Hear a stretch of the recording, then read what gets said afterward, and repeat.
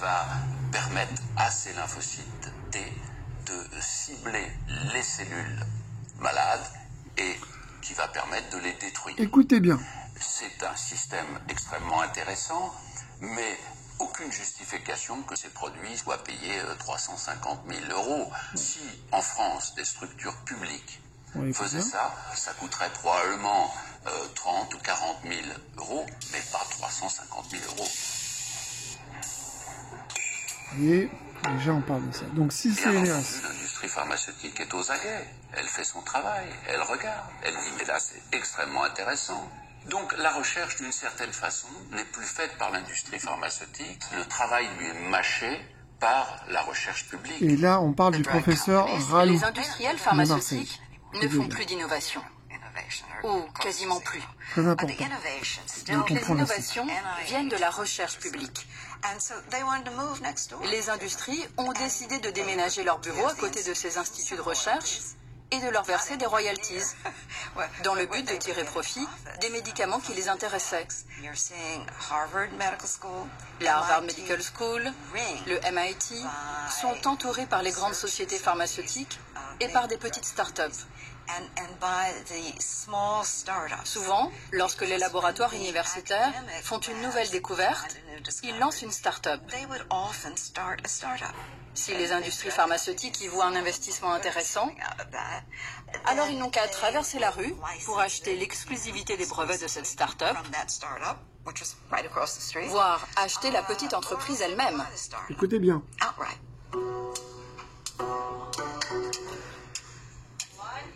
On va arrêter là. L'industrie pharmaceutique, à l'époque, ce que j'appelle la belle époque, c'est-à-dire il y a 30 ou 40 ans, alors, on va arrêter là. Énormément. Le boulot était difficile. Donc on va arrêter là. Qu'est-ce que ça dit? Vous avez bien entendu les startups. Acheter les startups créées par les labos publics. Qu'est-ce que ça dit, cette histoire? Souvenez-vous, lors de l'audition du professeur Ralou de Marseille, de l'Institut de Marseille, il a dit quoi ce jour-là? Il a dit qu'il possédait 10 startups. Le projet du professeur Ralou de Marseille était et de faire racheter ces startups, de faire racheter ces startups. Donc, là est le truc. En fait, si le professeur Ralou s'ennuie tous avec son histoire de chloroquine, au point même que il en parle contre l'intérêt général, ça démontre quoi? Ça démontre que le professeur Ralou a un intérêt financier derrière de faire racheter et de toucher le pactole sur des recherches au sujet de médicaments. Et donc, quelque part, ça démontre l'intérêt du professeur Raoult de Marseille. Et ça, bizarrement, le Sénat, l'Assemblée nationale, lors de ses interrogatoires, ne l'ont jamais interrogé là-dessus. Ne l'ont jamais interrogé sur ces startups et ce qu'il y avait dans ces startups. Quand vous écoutez chacune des auditions du professeur Ralout de Marseille, à aucun moment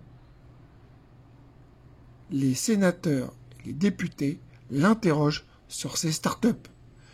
Et il a bien dit, lors de son premier interrogatoire devant l'Assemblée, « Je possède 10 startups ». Et il a bien dit « Je n'ai plus de contrat avec Sanofi ». Donc, lui comme les autres, quelque part, lui, en particulier lui, je pense qu'il a un intérêt financier. Pas possible autrement. qu'il est financé par quelqu'un derrière, parce que c'est pas possible autrement. Le CNRS ne le finance pas, l'État français le finance, bien sûr. Ça va de soi, il finance tous les instituts publics. C'est un institut public, donc faut pas non plus dire ce que je n'ai pas dit. Marseille, la région du PACA le finance. Marseille reçoit de l'argent de Marseille, il reçoit de la région, de la ville, de l'État. Ça, il n'y a pas de problème. J'ai aucun problème avec ça. Mais, à aucun moment, on lui parle de ses liens par rapport à ses startups. Et ça, c'est fou.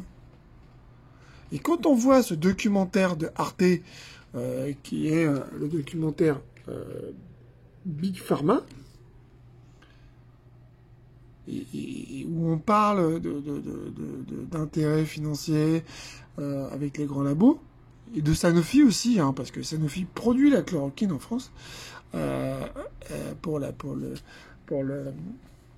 plaquine, et donc pour le lupus en particulier, et aussi la chloroquine pour comme anti-palu. Ouais, parce que c'est pas la seule indication, il n'y a pas que le lupus. Moi, j'aimerais qu'on interroge quand même ce monsieur, ce professeur, qui est là avec sa chloroquine matin, midi et soir, à nous inonder, qui refuse, là, il a encore refusé d'être...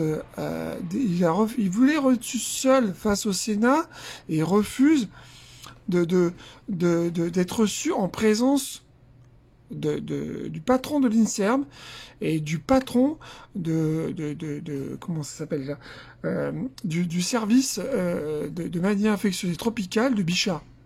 Pourquoi cet homme, s'il a raison, pourquoi pas, moi je m'en fous, hein, je sais pas, j'ai aucun intérêt financier, pourquoi, s'il a raison, pourquoi refuses-tu un combat contradictoire devant des caméras?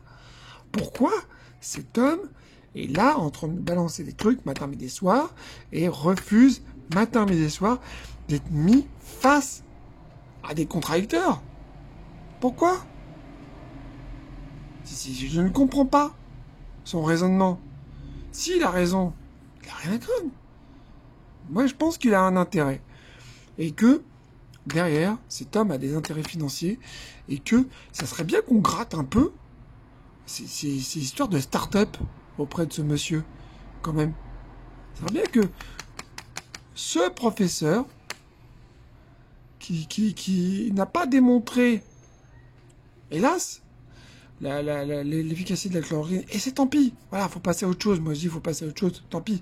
Au contraire, ne pas prouver que la chloroquine ne marche pas, ça permet de regarder ce qui n'a pas marché et pourquoi ça n'a pas marché, et de faire avancer la science. Rappelez-vous que en science, même les défaites font avancer les choses, et tant mieux. Et c'est l'intérêt de la science. Même les erreurs font avancer la science. Il faut pas dire non plus qu'il n'a pas fait avancer la science sur le coronavirus. Ça a fait avancer beaucoup de choses.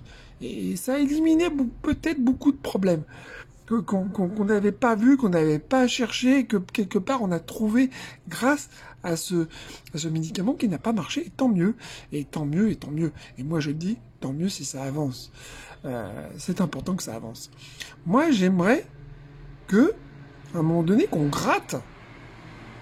Ah, je suis pas un complotiste, j'en m'en fous de tout ça, moi. Moi, je veux juste qu'on gratte tout. Qu'on gratte. Moi, je veux savoir pourquoi, absolument, ils nous embrouillent avec cette chloroquine. Je dis, pourquoi? Mais pourquoi, alors qu'on a prouvé que ça marchait pas depuis longtemps? Pourquoi? L'OMS dit que ça marche pas.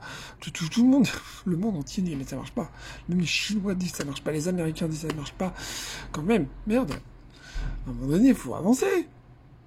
Moi, j'aimerais qu'on gratte quand même cet intérêt de ces 10 start-up du professeur Ralout. Enfin, je le prononce mal à chaque fois.